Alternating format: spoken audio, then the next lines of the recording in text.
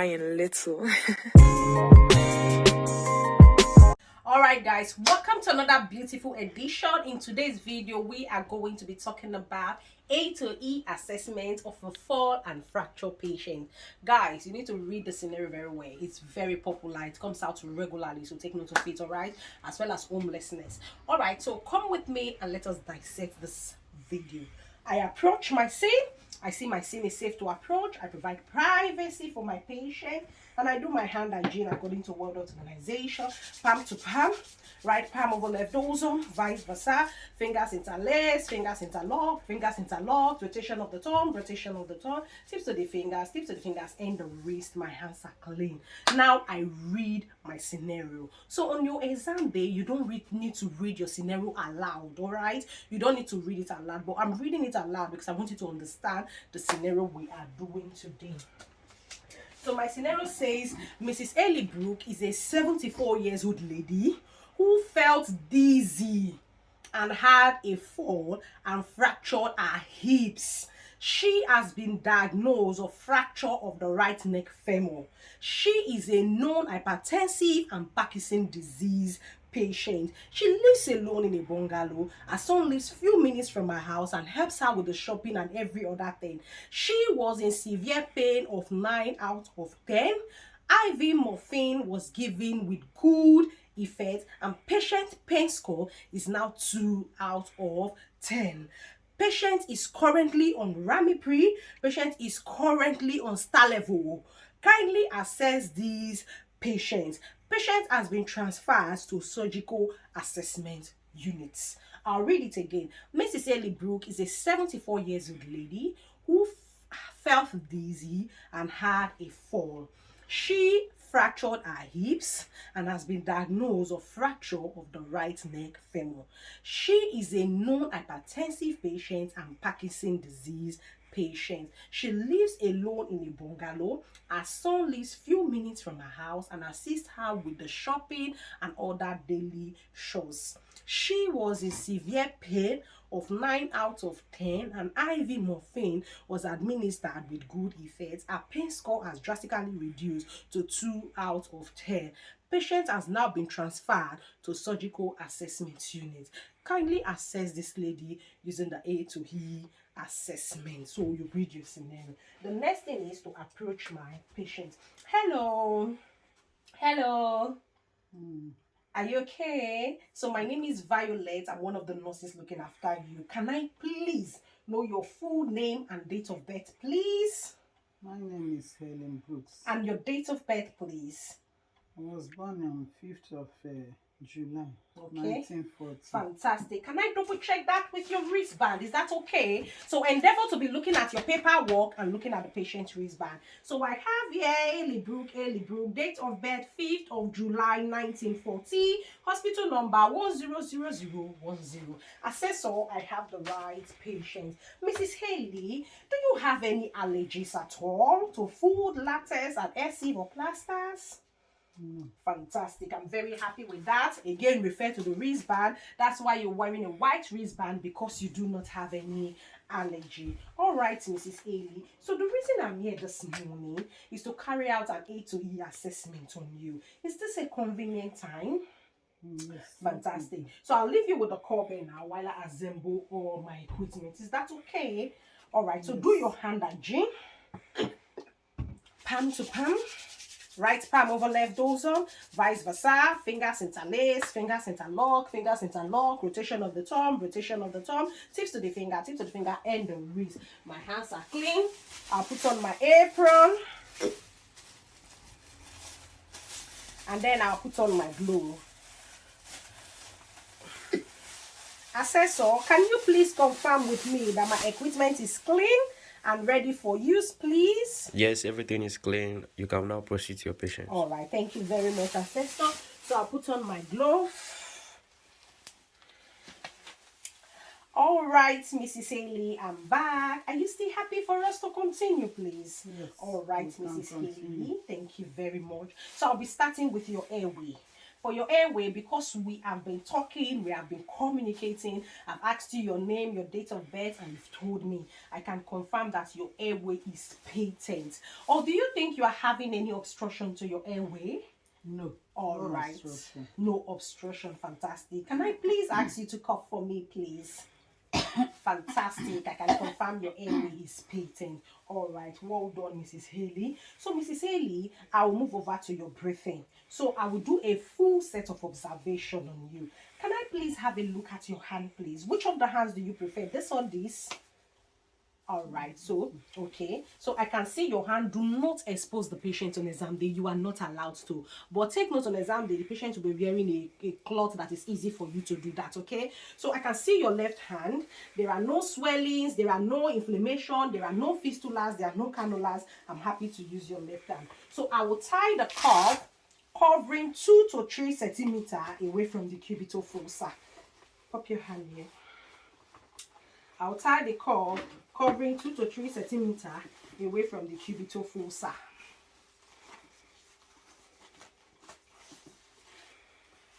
So guys, I have tied the cuff. Do not on the machine after tying the cuff. Check the nail bed first. Can I see your nail beds, please?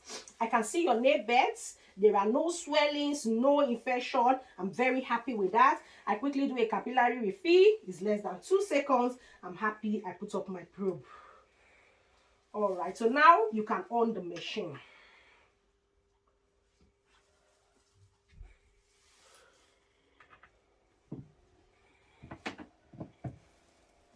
So while you on the machine, you start with your news chart. On your exam day, the patient's name will be written on the news chart, the patient date of birth will be written on the news chart, and the date of admission will be written on the news chart. But you must write the date and the time by yourself.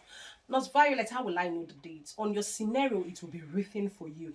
Assume it is today and the time is 10 o'clock or 12 o'clock, depending on the time. So assume it is today, they'll put the date for you. So now they've told me assume it is today, being 3rd or being 4th of December, and the time is 10 o'clock. So I'm putting my time.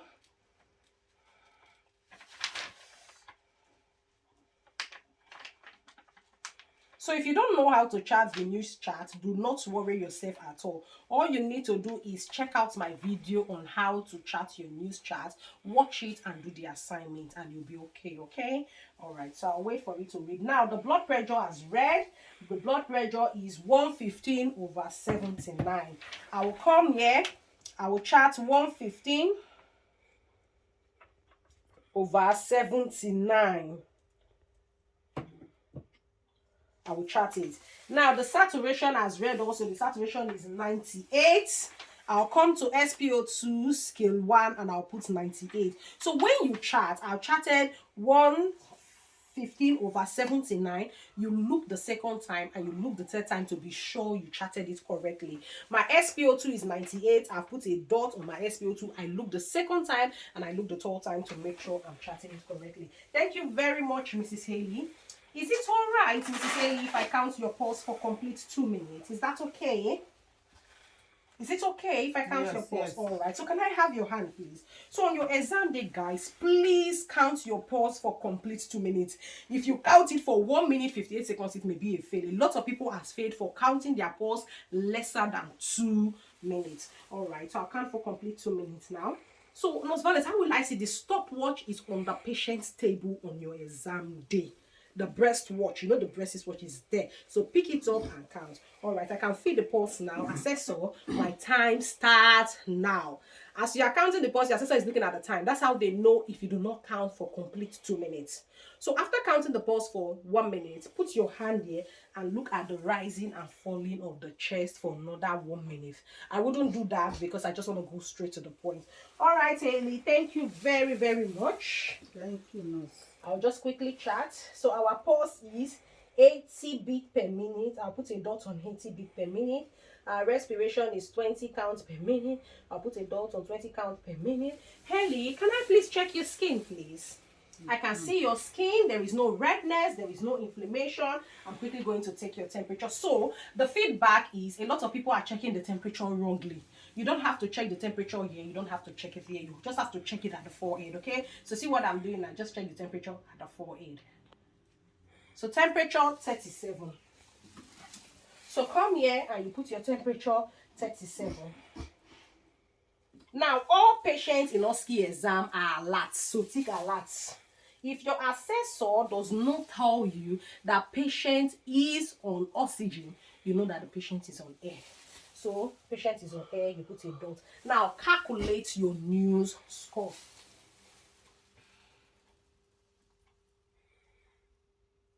Okay, so this patient is having a new score of 0.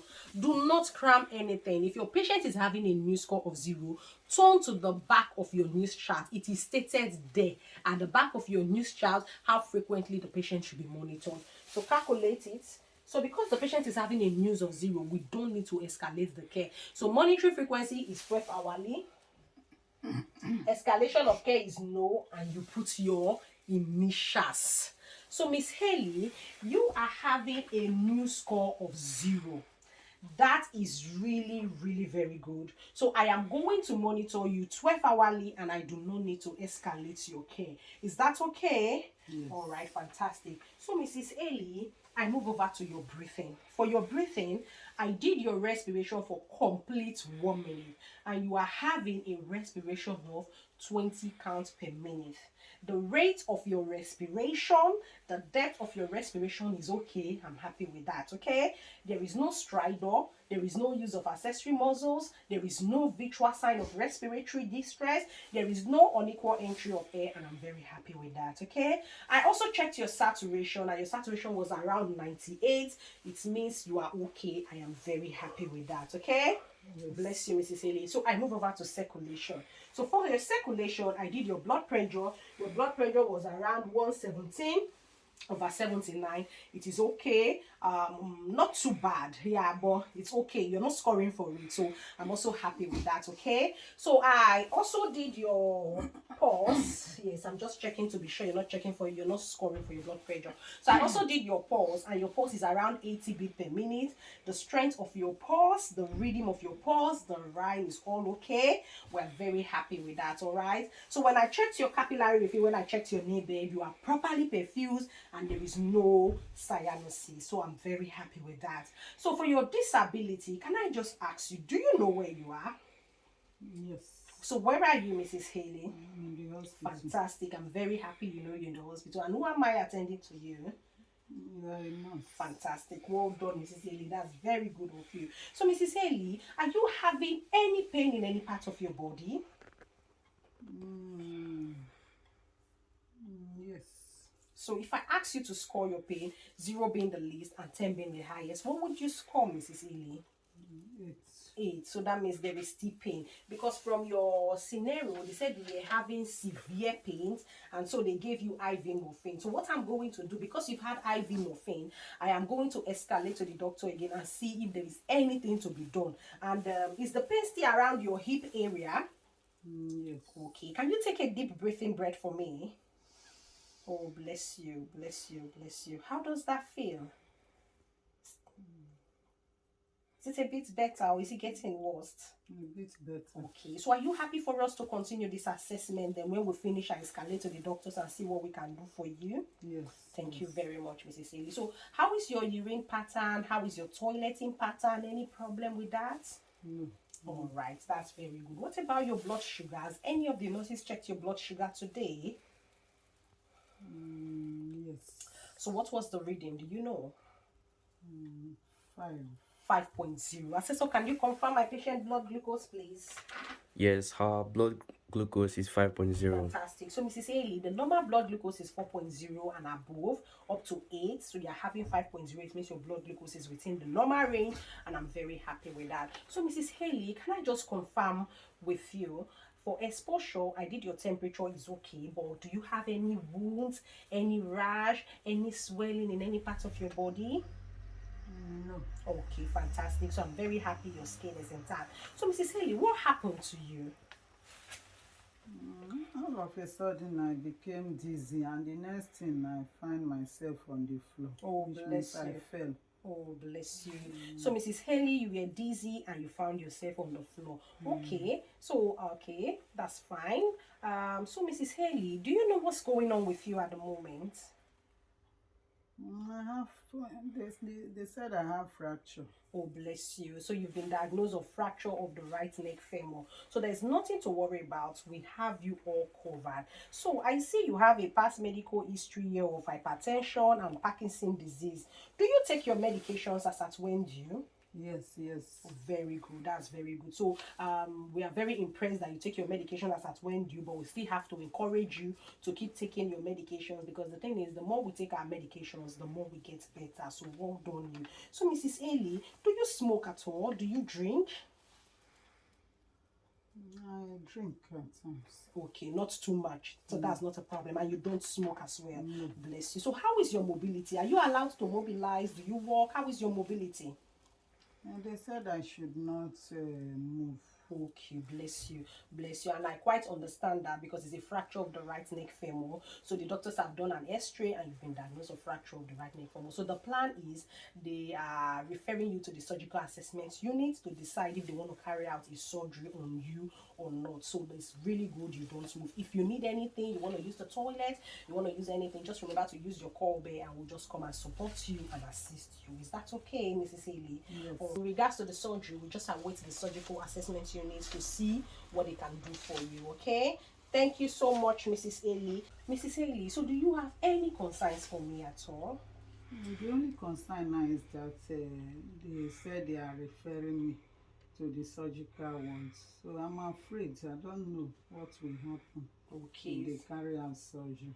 Okay, Mrs. Haley, do not allow that bother you. So because you fractured the right neck femur, it's most likely that when the surgical unit assess you, it's going to be a surgery, but there is no problem at all about that. We have a lot of patients who had concerns that when they go for surgery, something will happen, and it was all successful. So we have the best consultants here. And so when the surgical assessment team comes, they will explain everything to you and you will be all right. There's nothing to worry about. You are in good hands, so don't worry yourself about anything. Is that okay? Yes. All right, no worries. So, Mrs. Haley, you're eating well, you're drinking well at the moment? Yes. All right, fantastic. So, if you need anything at all, please do not hesitate to use your call bell. Is that okay? Yes. All right. So, guys, I take off my apron, I take off my glove, and it all goes in the clinical ways. So thank you so much, guys, for watching. Do not forget to subscribe, do not forget to like, and do not forget to share this video. I will see you in my next video. Until I see you again, keep soaring higher. I love you all. Bye for now.